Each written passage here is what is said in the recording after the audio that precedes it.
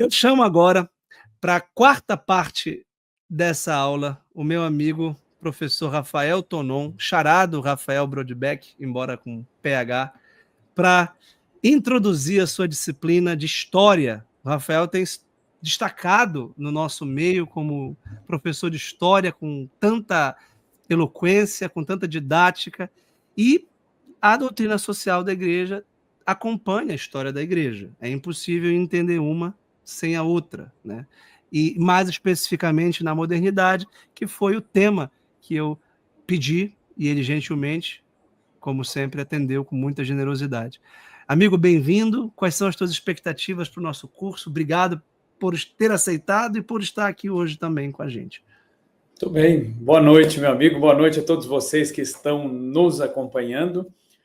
E eu digo para vocês assim que quando eu li a proposta, quando eu vi, né, o convite, eu olhei com muita esperança, porque eu penso que nós estamos num tempo assim muito propício para retomar essa temática da doutrina social da Igreja, justamente num tempo em que nós temos um Papa com o nome de Leão XIV, né? O Papa Leão XIV, ele deixou muito claro, né, que ele escolheu esse nome pensando em Leão XIII.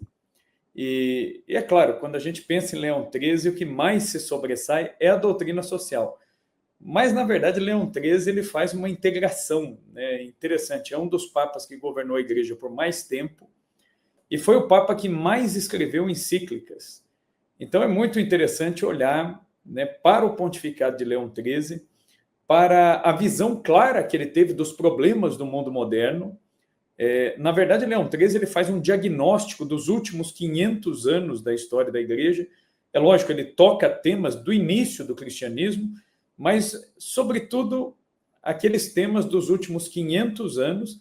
E aí é justamente o ponto do curso, né, que me coube aqui falar justamente das grandes revoluções, né, que são um processo contínuo, mas um processo que escalou demais e de modo muito rápido e muito nocivo nos últimos 5 séculos. Nós sabemos que todo princípio de revolução ele está lá no Éden, né? Está lá desde a serpente, nós temos o princípio da revolução no mundo. Mas esse princípio da revolução ele foi mudando de rosto, de jeito de agir ao longo dos séculos, e mais recentemente nós conseguimos perceber isso através das grandes revoluções que demoliram a ordem social, que tentaram expulsar Deus da vida pública, enfim, né? Então, é mais dentro desse sentido que eu vou trabalhar também no curso essa temática das revoluções e o quanto isso influenciou na ação da Igreja. A ação da Igreja, ela né, tem um duplo caminho, né? Às vezes ela é preventiva, mas às vezes a ação da Igreja, ela, quando não consegue prevenir, ela é reativa, ela tenta reagir ao problema, oferecendo uma resposta cristã, lançando a luz do Evangelho sobre as escuridões das ideologias, as escuridões dentro até mesmo de correntes de pensamento na filosofia, na economia, na política, na educação, que são, né, os temas que tocam aí diretamente a vida humana. E, na verdade, eu ia falar da importância de Leão XIII. Hoje eu estava vendo as obras completas em português, os documentos, as encíclicas do Papa Leão XIII, tem 900 páginas.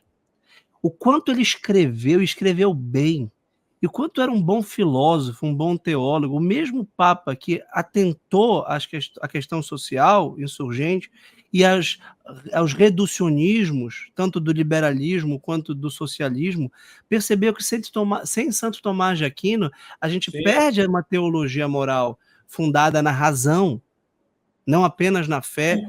O mesmo Papa que escreveu a Rerum Novarum, escreveu a Aeterni Patris.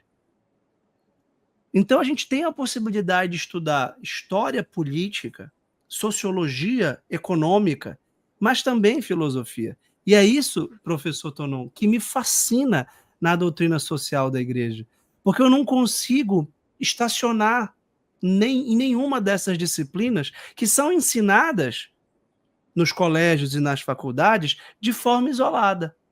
E não dá para falar de economia sem política, de política sem ética, de ética sem história, de história sem filosofia, de filosofia sem teologia. Então a gente vai ter uma gama vasta de disciplinas. E a tua especificamente é a história. Né? E isso eu considero fundamental. Tanto a história estrito sensu, dos fatos políticos, das datas, dos personagens, das engrenagens sociais, tanto quanto a história do pensamento social católico a cargo do professor Marcos Bueira. Mas os alunos vão perceber as conexões e as interseções. E eu e os 2 coordenadores estaremos sempre atentos para fazer essas pontes. E eu acho que vai ser muito rico entender tudo isso, na perspectiva também histórica. É porque esses temas, eles se conversam, né? Quando a gente fala em história, o que acontece? A história, ela fundamenta. Eu, às vezes, até dando aulas para alunos mais jovens, eles, às vezes, me falam assim, por que você sempre começa um assunto explicando o sentido de uma palavra, contando o que... Eu falo, é o fundamento da coisa. Nós não conseguimos construir, né, uma casa sem fazer aí a fundação do edifício. Falei, no campo do pensamento também é assim. E tu és professor de filosofia também. Sim, sim. Eu falo, os grandes problemas, eles não estão na história, eles não estão na economia, eles não estão... Falei, eles aparecem nesses lugares, mas eu falei, os grandes problemas do nosso tempo, eles estão na filosofia. As pessoas perderam a capacidade investigativa de olhar a realidade para chegar na verdade. Porque o que é a filosofia? A filosofia é justamente isso. É um método. A filosofia não é uma ciência, é um método rigoroso de investigação da realidade para tentar chegar na verdade. E para colaborar com esse método, a história, ela oferece fundamento, ela oferece base para isso. Então é preciso conhecer os processos históricos, conhecer as intenções que motivaram esses processos, como eles se desenvolveram, as consequências. Então eu sempre falo, né, tem os antecedentes, o fato e as consequências desse fato. Tendo esse entendimento básico da história, tudo começa a ser posto no lugar. A filosofia, ela traz o método, mas a história, ela consegue organizar aí os livros na prateleira, ela vai colocando as coisas no lugar, oferecendo esses fundamentos. E ainda mais, né, quando nós olhamos para a doutrina social, nós vemos que Leão XIII ele desenha já uma espinha dorsal, por onde nós devemos ir. Nessa disciplina que eu vou apresentar para vocês, vou trabalhar, né, com aqueles que se inscreverem, espero que sejam muitos os alunos que se inscrevam, porque o tema é urgente, e aí eu sempre vou trabalhar em 4 eixos, que são os 4 eixos que Leão XIII coloca na Rerum Novarum. Eu costumo dizer que a Rerum Novarum ela não é uma invenção, né? Na verdade, o Leão XIII ele sistematizou, ele fez um trabalho de uma espécie de catalisador de tudo aquilo que a Igreja fez nos seus 2 milênios de existência, e ele decodificou isso aqui, né, colocando ali nas páginas da encíclica. Então, por exemplo, quando ele fala em doutrina social, ele fala sempre em 4 pilares. E eu também, falando da história, eu vou sempre remeter a esses 4 pilares, né? A dignidade humana, o bem comum, a solidariedade e a subsidiariedade. São os 4 pontos, né? Quem lê a Rerum Novarum vai ver que Leão XIII ele trabalha em espiral, ele vai e volta, né, nesses 4 temas, que são assim a coluna dorsal, né, a espinha dorsal ali da doutrina social da Igreja. Então, para falar de história, eu vou sempre olhar para isso. O que é a dignidade humana? Como a Igreja entendia a dignidade humana naquela situação? Ou como a dignidade humana era atacada naquela situação? O que era o bem comum naquele ponto? Como que a solidariedade podia ser entendida naquele contexto? E a subsidiariedade? De que modo que ela pode oferecer uma resposta, uma alternativa diante de outras visões mais polarizadas, mais ideológicas, enfim. Então, esses são os temas fundamentais da doutrina social. E aí, na verdade, eu vou colocando aí a história a partir disso aí. E eu tomo, né, como base, vou dar um spoiler aqui, já da primeira aula lá. A primeira aula já foi começando a preparar aqui o material e tudo mais. E eu tomo como base para essa análise antes mesmo de falar de Leão XIII, eu tomo como base o que, para mim, foi assim eu não diria nem que é um raio-x, é uma ressonância da história moderna feita por Pio XII em um parágrafo. Pio XII conseguiu condensar a coisa. Pio XII gostava muito de Santo Tomás de Aquino, então Pio XII estudou também muito Santo Tomás, e ele herdou o estilo de Santo Tomás, consegue expressar coisas muito complexas em um parágrafo. E Pio XII ele teve um encontro com os homens da Ação Católica Italiana, dia 12 de outubro de 1952. 12 de outubro, dia de Nossa Senhora Aparecida. Pio XII fez uma fala tratando da Revolução. E veja, né, o contexto do pós-guerra, pós-Segunda Guerra Mundial, é um contexto de Guerra Fria. E aí o Pio XII ele faz uma leitura, né, falando do quê? De como o mal se comportou. Ele fala que o mal, no princípio, se expressou de duas maneiras, pelo orgulho e pela sensualidade. Então, o orgulho de Satanás, que desafia a Deus e quer dizer a Deus como deve organizar a criação. O orgulho humano, que duvida de Deus e acredita em fábulas. Então, o orgulho. E a sensualidade no sentido sensível, filosófico, de abraçar as paixões humanas, ao invés de usar a razão de modo correto. Então, ele fala, o princípio da revolução está aí. É uma renúncia, toda revolução é sempre uma renúncia ao uso da razão. Eu acho genial isso que Pio XII fala, porque se nós pensarmos bem, nós vamos recusar certas coisas. Isso é lei natural. Por isso que a doutrina social da igreja ela não serve só para católicos. Também os não católicos, homens e mulheres de boa vontade, deveriam estudar e vão encontrar material farto, material amplo, né, a respeito de ética, a respeito de vida em sociedade, de política, de economia, de direito. A doutrina social não se esgota nela mesma. E a doutrina social não é um calhamaço aí de definições da igreja falando para ela mesma. Não, nada disso.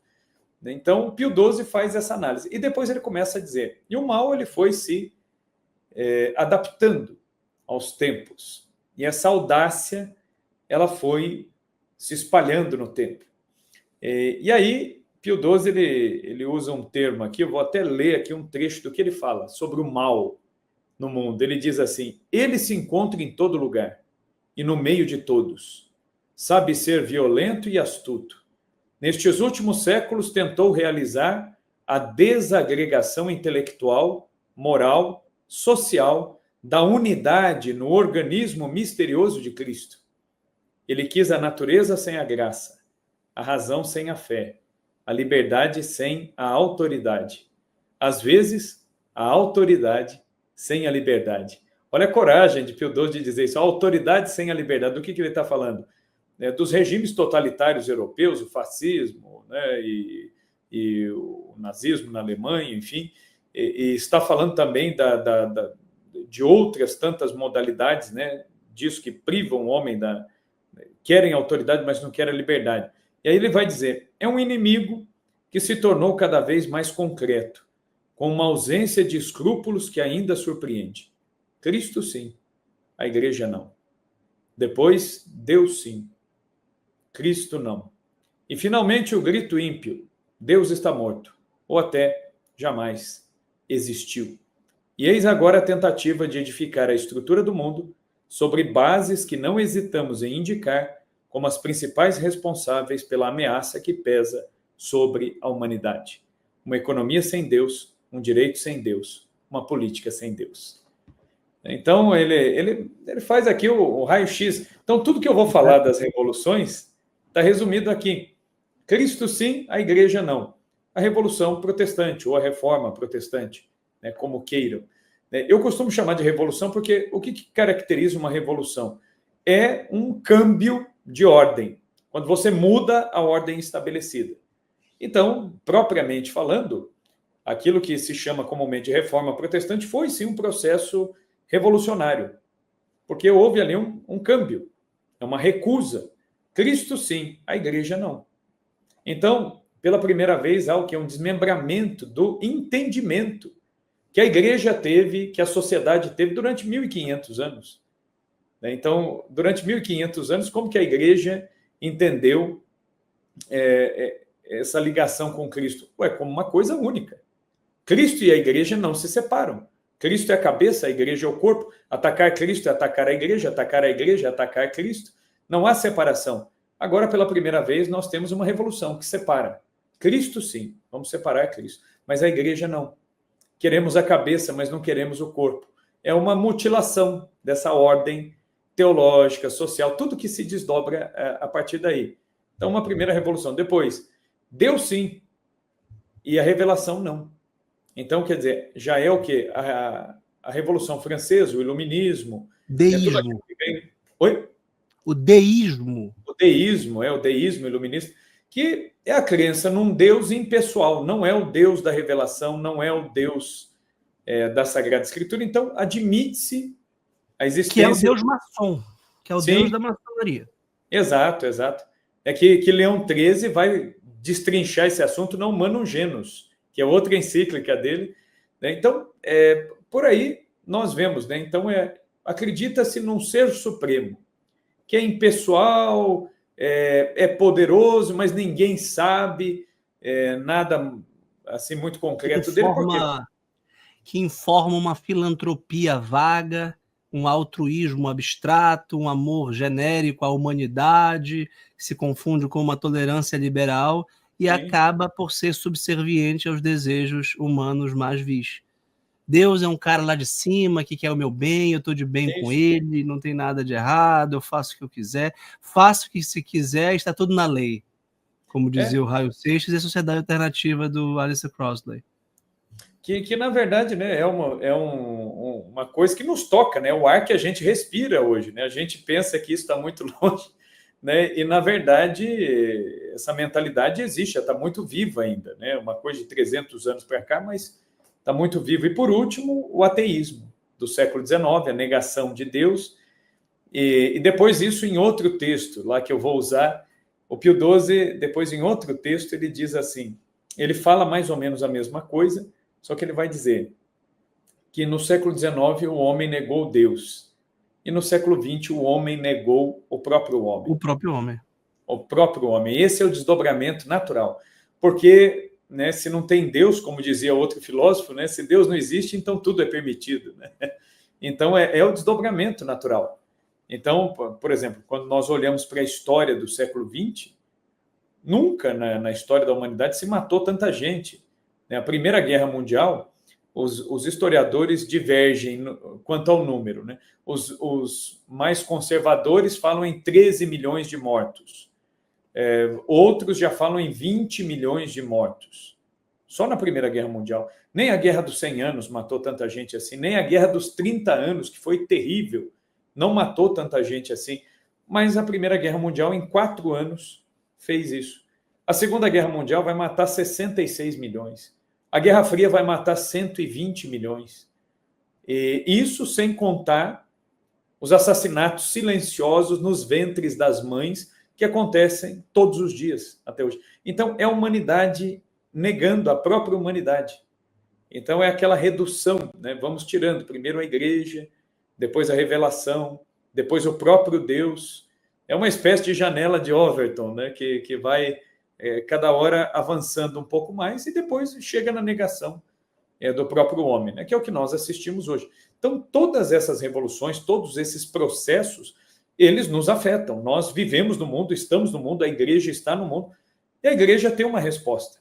Se uma pessoa, né, professor, se você, eu, né, o Brodebeck, o Padre Paulo, qualquer um que está aqui, disser assim, olha, eu tenho a solução. Nós não temos, pessoalmente, a solução. Mas a igreja tem a solução. A igreja pode apresentar essa solução. Porque a solução não é uma grande ideia, não é um arcabouço de conceitos, não é nada disso. A solução é Cristo. A solução é Cristo. Então, somente a luz do Evangelho é capaz de oferecer uma resposta que realmente satisfaça, preencha o coração humano, preencha os anseios humanos. E é isso que a igreja oferece a partir de princípios gerais que podem ser aplicados de modos muito diversos. E a igreja sempre foi muito boa nisso, em pegar os princípios gerais e aplicar a situações concretas. A gente vê isso nos santos. Quantos santos se dedicaram a tantas obras na igreja? E é interessante, a igreja tem essa capacidade camaleônica de se adequar à realidade, por mais difícil que ela seja. Quando a gente pega, por exemplo, uma Santa Madalena Sofia, que é pouco conhecida, tristemente ela é pouco conhecida, mas foi uma mulher genial, inspirada por Deus. O que ela fez? Ela fundou colégios para meninas no pós-Revolução Francesa, porque o que ela percebeu?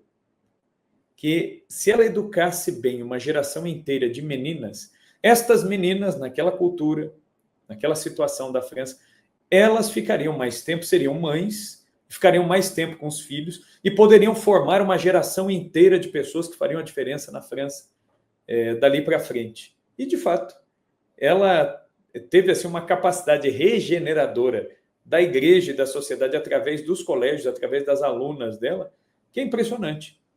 Boa parte das mães dos grandes personagens do cenário político, econômico da França, depois dela... Qual século? A Madalena Sofia do fim do 18, começo do 19. O que eu ia comentar, professor, concordando plenamente com o senhor, até coloquei aqui, enquanto o senhor falava, a nossa pós-graduação vai ser caracterizada pela interdisciplinariedade.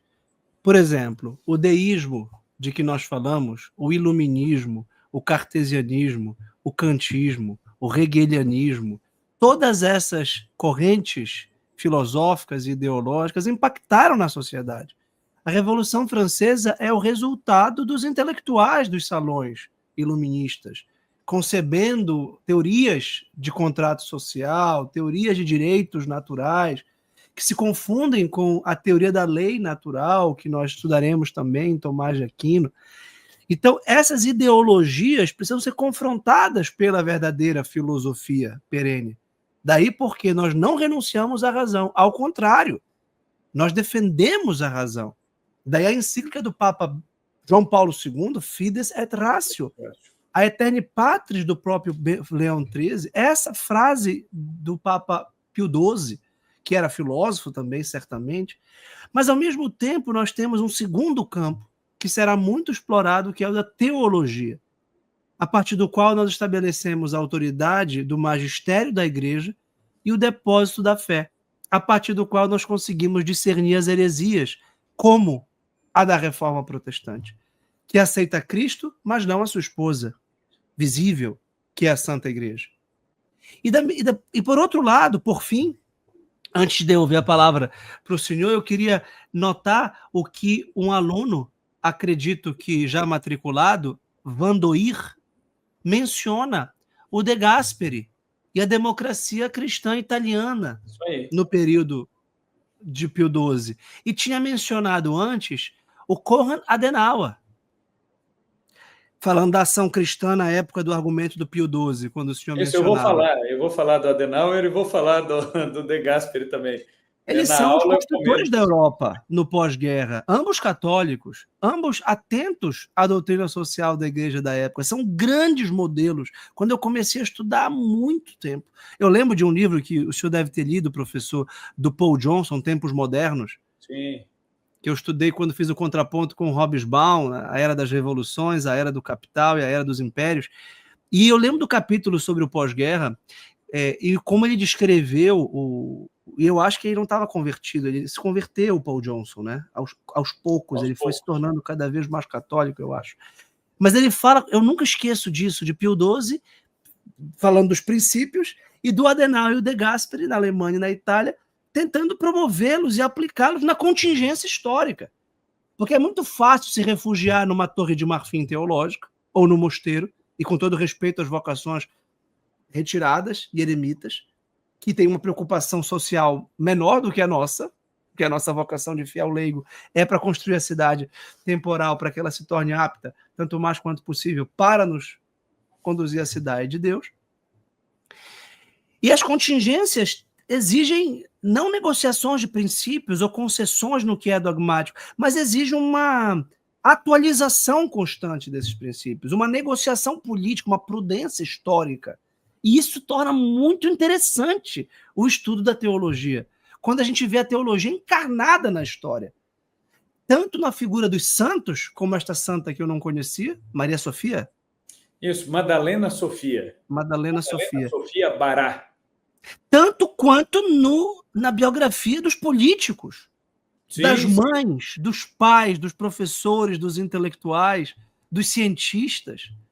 Isso torna fascinante o estudo da teologia. Por exemplo, um que eu uso bastante quando eu falo de doutrina social, porque ele foi martirizado antes de Leão XIII. Ele é da época de... Ele é da época de Pio IX, que é o Garcia Moreno, Gabriel Garcia Moreno, que foi presidente da República do Equador. O Garcia Moreno ele foi presidente por 2 vezes, 2 mandatos. Ele já encarnava os princípios da doutrina social antes mesmo da codificação de Leão XIII. Era um homem muito preocupado com o bem-estar social, com a melhoria da vida, do nível de vida das pessoas. Com a cultura, ele se preocupou com a fundação de escolas, com a fundação de organismos do governo para ajudar as pessoas. Ele foi assassinado, né? Foi assassinado. Pelo governo a respeito da agricultura, enfim. E foi assassinado, brutalmente assassinado. Ele foi eleito uma primeira vez, exerceu o mandato, foi eleito uma segunda vez, e na segunda legislatura dele, ele consagrou o Equador ao Sagrado Coração de Jesus. E aí a maçonaria se levantou contra ele, ele se candidatou uma terceira vez, ganhou, mas não chegou a ser empossado. Foi morto subindo as escadarias da Catedral de Quito para participar da Santa Missa. Ele estava subindo as escadarias da igreja de manhã cedo, quando ele foi surpreendido por 7 facadas, 7 golpes de facão. Tomou 7 golpes e ainda tomou alguns tiros e tombou na escada da igreja. Os assassinos fugiram.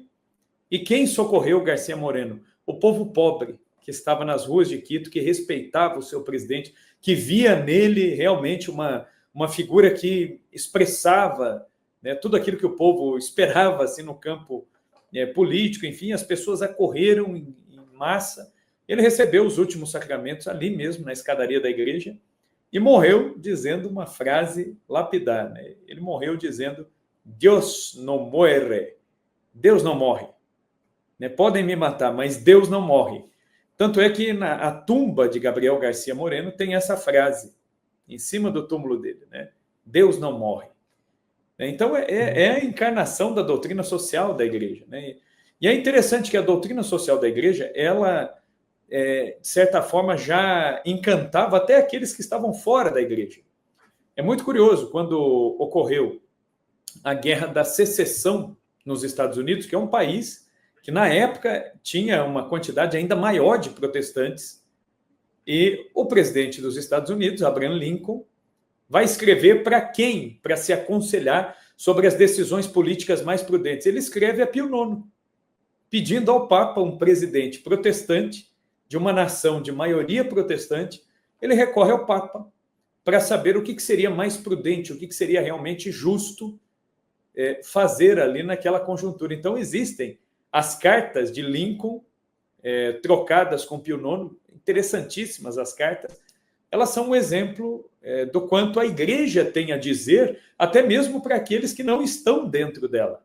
E como que a igreja pode oferecer critérios seguros, do ponto de vista filosófico, do ponto de vista humano e do ponto de vista doutrinário. Né? Porque tudo faz sentido, tudo se conversa. E a igreja, ela não muda ao sabor do vento, né? Ao sabor da ideologia da vez. Então, esses princípios dão uma segurança, né? Dão uma segurança. Como se diz na minha terra, lá onde eu nasci, o pessoal brinca, né? Quando uma coisa é firme, é certa, o pessoal fala, isso aí tem cipó. Né? Então, o que não tem cipó é o que é volátil, né? O que não para. Então, é uma coisa que tem cipó, né? Tem um princípio firme e realmente pode orientar bem a ação prática, né? Como você falou. Quando nós olhamos isso na prática, nós vemos o quê?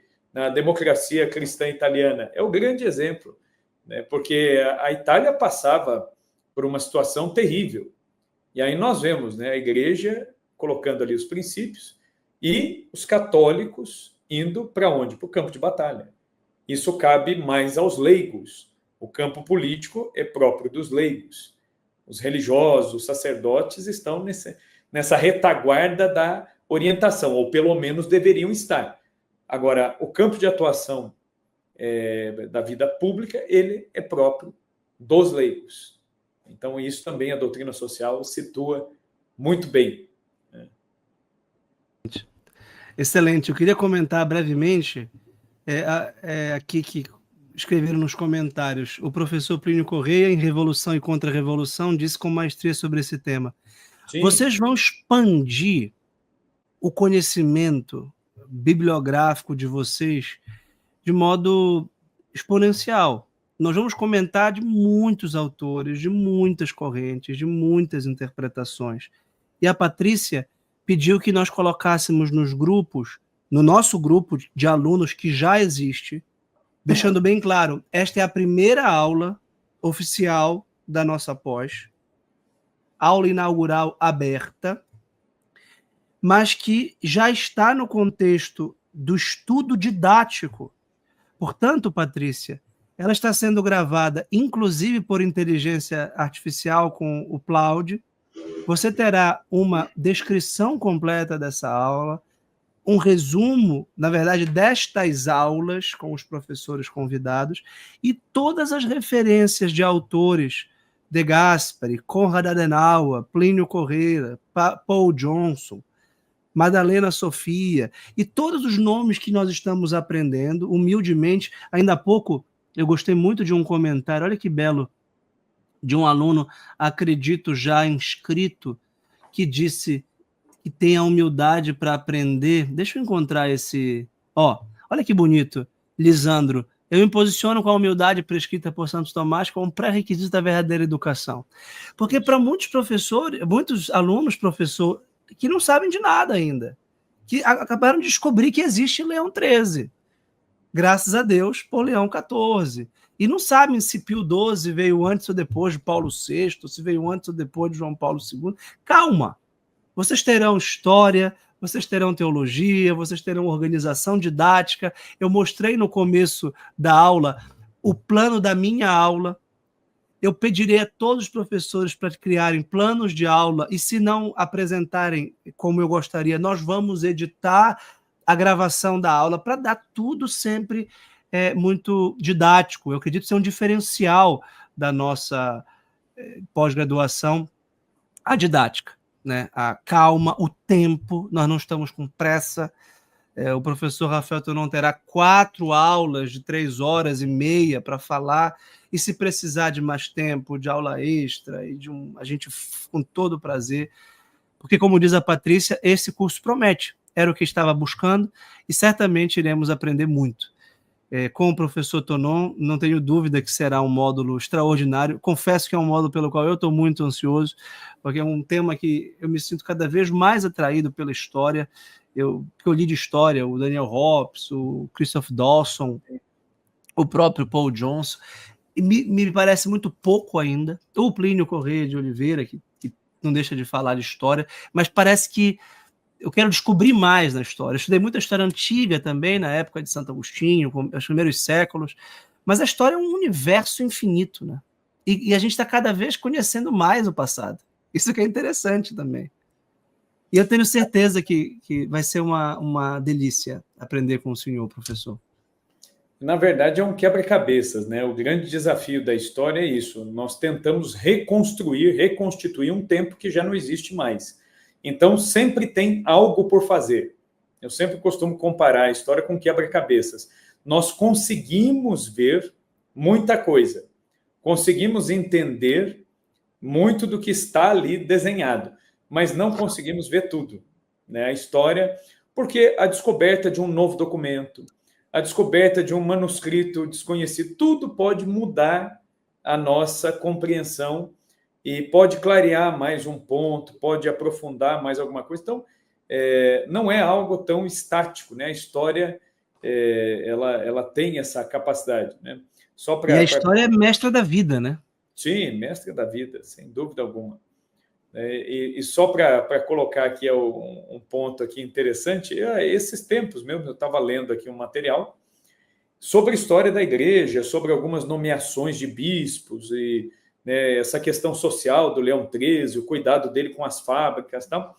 E eu estava lendo um autor italiano que ele nem publicou esse material, ele disse que estava mexendo no Vaticano, tentando estudar um pouco os papas que vieram antes de Leão XIII e mexendo em umas caixas do arquivo apostólico no Vaticano. Ele acabou achando na caixa errada algumas cartas, algumas coisas inéditas de Leão XIII. Então, quer dizer, pode ser que em breve nós tenhamos já algumas publicações com novidades, com outras visões a respeito de pontos específicos. É claro, né, o geral nós já sabemos, não vai mudar tanto assim. Mas às vezes a gente pode ter luz assim num ponto ou outro. E quando nós falamos, então, dessa temática das revoluções, os desdobramentos dessas revoluções, eles chegam até nós, eles estão, assim, no nosso dia a dia.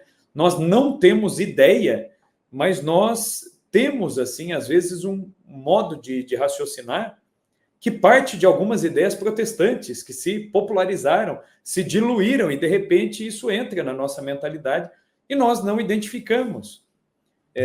Ou senão, nós temos, às vezes, uma visão muito própria de alguns pensadores do iluminismo. A gente absorve isso, traz isso para o nosso dia a dia, traz isso para o nosso modo de entender, de crer, de falar, e não se dá conta. É por isso que a história realmente é mestra da vida, ela vai mostrando e vai colocando as coisas no lugar, e nós vamos não só entendendo coisas ou tendo informações sobre o passado, não é só isso, mas nós vamos conseguindo desenvolver uma capacidade analítica muito maior, nos dá uma sensibilidade muito maior, para que a gente se entenda no mundo. Quer dizer, qual que é o meu lugar no mundo? E o que eu sou hoje é produto do que aqueles que me antecederam prepararam, deixaram para o mundo. Então, tudo isso muda muito a nossa visão, né? Excelente, professor. Bem, muito obrigado. Eu acho que está muito claro o escopo da sua disciplina, a envergadura da sua análise. A gente vai aprender muito. A gente falou da Revolução dos Cristeiros no México, Equador, mencionamos um italiano, um alemão, estamos no Brasil, vamos falar da Espanha, enfim, será um prato muito cheio. Falou dos Estados Unidos, será um prato muito cheio de informações que vai nos permitir pensar com muito mais clareza os problemas atuais e amar cada vez mais a igreja e a nosso Senhor Jesus Cristo. E nós temos os brasileiros, né? Os brasileiros também, eu coloquei bastante os brasileiros. Nós temos Jackson Figueiredo.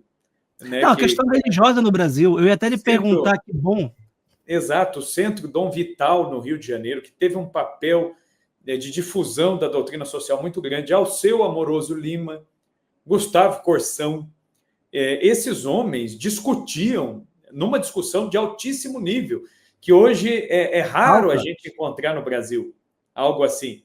Artigos de jornal que discutiam problemas numa profundidade. O Plínio Corrêa de Oliveira também é dessa época.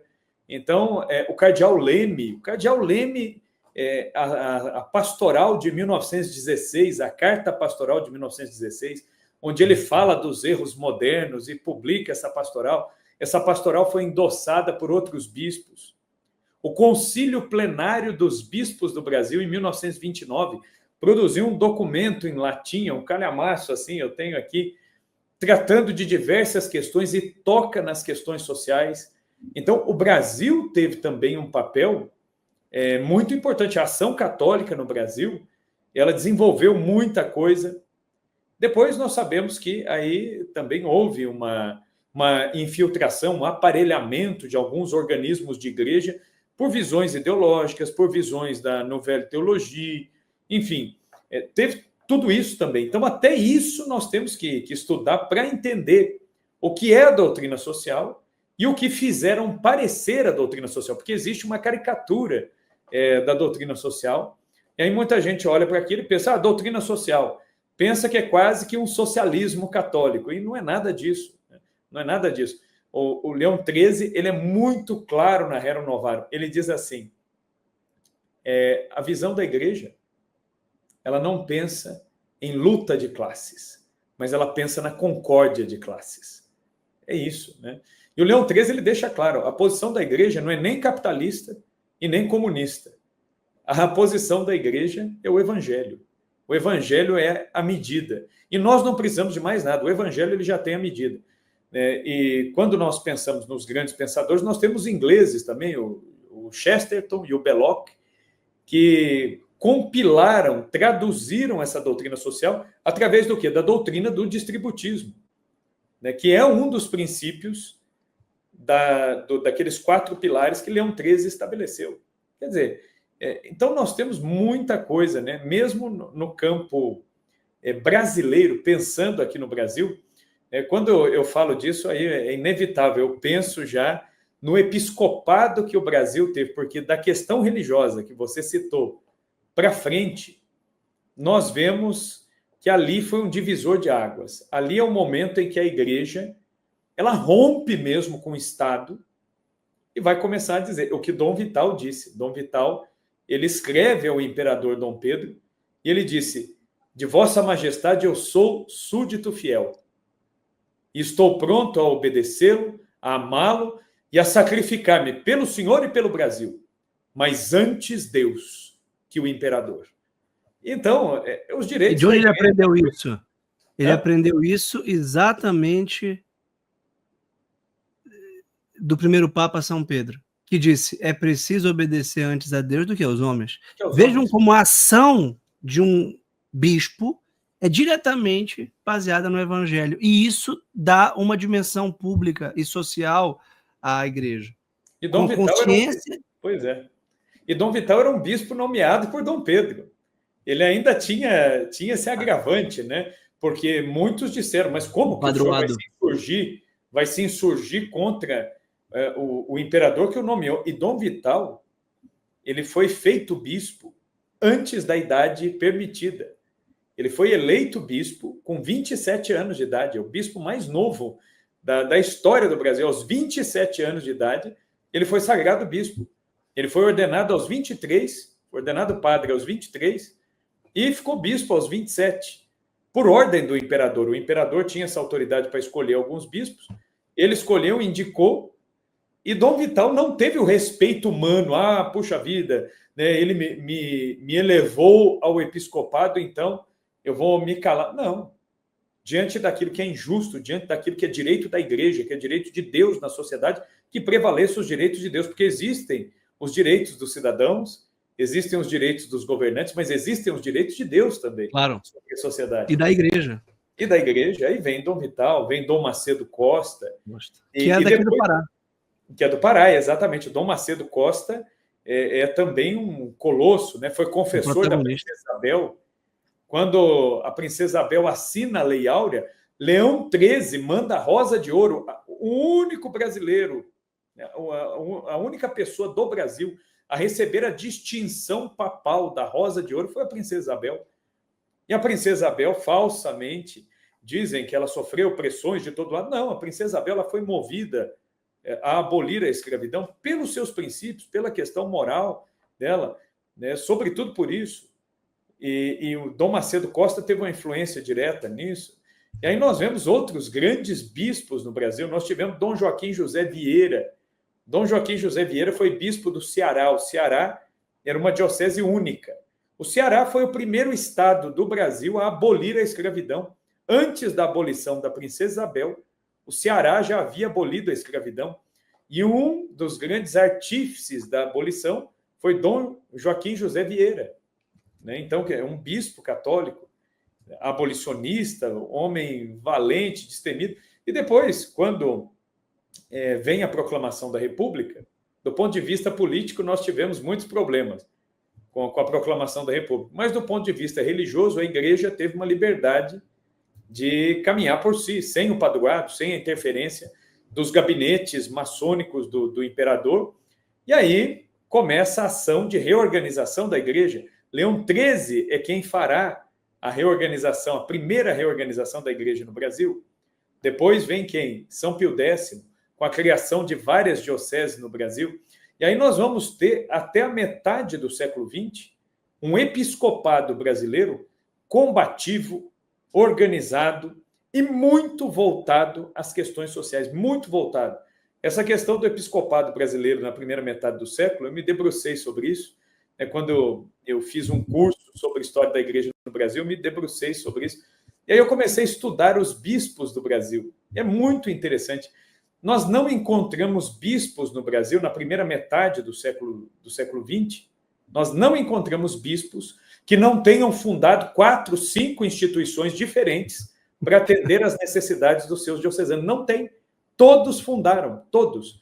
A gente vê escolas profissionalizantes, escolas para formar costureiras, escolas técnicas de marcenaria, escolas normais de ensino básico, escolas de ler e escrever, alfabetização. Isso mostra de modo cabal o que é a doutrina social da igreja na prática. A promoção da dignidade humana pelo trabalho secular que permite com que os cristãos evangelizem por meio das estruturas civis. Sim. Professor, foi um grande prazer. Eu queria só concluir dizendo que a Linda Almeida, ao ouvi-lo falar, disse que esse curso é providencial, que cada um de nós vai ouvir de algum modo Deus nos falar, e eu concordo plenamente que a gente está num contexto eclesial, numa faculdade católica que é a Uniítalo. O meu trabalho e apostolado é sempre com vistas a essa glória maior de Deus, e eu fico feliz que a Socorro também concorda. E só para deixar o último comentário do Márcio Ferreira, sobre a questão da reforma agrária. Claro que nenhum momento histórico atualizou plenamente a potência do evangelho. É claro que nenhuma perspectiva histórica é perfeita. Então, eventualmente, há pontos cegos. E, quem sabe, a reforma agrária, no contexto da doutrina social da igreja, não é um desses pontos cegos. O fato é que nós vamos estudar a questão da justiça social, da opção preferencial dos pobres, da destinação universal da propriedade, do distributismo, de como funciona, qual é a resposta católica às propostas socialistas, né, de abolição, por exemplo, dos meios da propriedade privada, dos meios de produção. Enfim, vamos debater isso, certamente, o fato do Brasil ser uma potência agrícola, qual seria o papel da igreja, qual é o nosso papel, que tipo de partido ou de plataforma política se adequa mais ou menos aos princípios. Tudo isso nós vamos debater. E não há nenhum problema que uma questão desponte na aula de história. O professor Rafael Toron não vai dizer isso não é da minha disciplina. Não, ele vai dizer, olha, eu penso assim, é assado, porque vocês perceberam que ele falou de filosofia, porque ele falou de teologia e porque ele falou de história. Tanto quanto eu, na minha disciplina de filosofia, vou, claro, poder falar de todas as outras disciplinas. Professor, muitíssimo obrigado. Seja mais uma vez muito bem-vindo. É uma honra tê-lo no nosso corpo docente. Eu sou um admirador do seu trabalho. Inclusive, eu me prometi fazer esse seu curso de História da Igreja, Fé e Evangelização no Brasil, não é?